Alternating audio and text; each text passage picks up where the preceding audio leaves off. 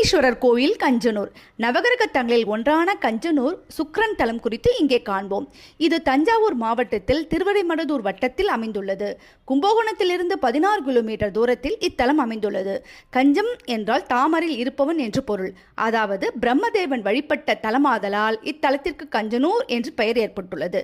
இக்கோயிலின் மூலவர் அக்னீஸ்வரர் லிங்க வடிவமாக காட்சி தருகிறார்.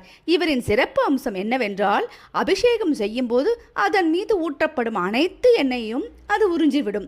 சிவபெருமான் அருகிலேயே அம்பிகை கற்பகநாயகி வீற்றிருக்கிறார். சுவாமியும் அம்பாளும் கிழக்கு நோக்கி ஒரே திசையில் காட்சி தருகிறார்கள். இவ்விருவருக்கும் இடையே சுப்பிரமணியர் சன்னதி அமைந்துள்ளது. இத்தகைய காட்சி சோமஸ்கந்த தரிசனம் என்று அழைக்கப்படுகிறது. விநாயகர் இடது பக்கத்தில் வீற்றிருக்கிறார். மகாமண்டபத்தில் பைரவர், சூரியன், சனி பகவான், சந்திரன் என நவகிரகங்களின் 4 சன்னதியும் அமைந்துள்ளது. இக்கோவிலில் இருக்கும் முக்தி மண்டபம் என்று அழைக்கப்படும் நடராஜ சபையில் நடராஜர் மற்றும் சிவகாமி ஆகிய தெய்வங்களின் திருவுருவச் சிலைகள் அமைந்துள்ளன. சிவபெருமான் பராசர முனிவருக்கு முக்தி தாண்டவம் ஆடி காட்சி அளித்த திருத்தலம் இது. சிவபெருமான் அருளால் இறந்தவர்களை உயிர்ப்பிழைக்க செய்யும் அமிர்த சஞ்சீவி மந்திரத்தை கற்றவர் சுக்கிரன். ரிஷபம் மற்றும் துலாம் ராசிக்கு அதிபதியான இவர் பரணி, பூரம், பூராடம் நட்சத்திரக்கும் உரியவராவார். சுக்கிரதோஷம் உள்ளவர்கள் இத்தலத்தில் உள்ள சுக்கிரனுக்கும் அருகிலேயே உள்ள ஐம்பொன்னாலான சிவபெருமானுக்கும் வழிபாடு செய்வது வழக்கம்.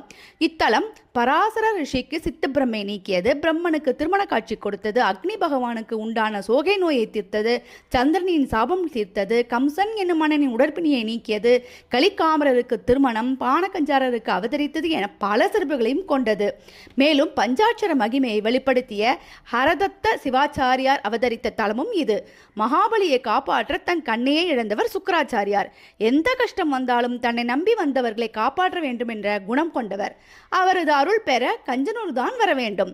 உடல் பிணி, சோகை நோய், சித்த பிரம்மை, திருமணத்தடை ஆகியவை நீங்கவும் செல்வம் செழிக்கவும் இத்தல இறைவனை பிரார்த்திக்க வேண்டும். இக்கோவில் காலை 7:30 மணி முதல் 12 மணி வரையிலும், மாலை 4:30 மணி முதல் 9 வரையிலும் திறந்திருக்கும்.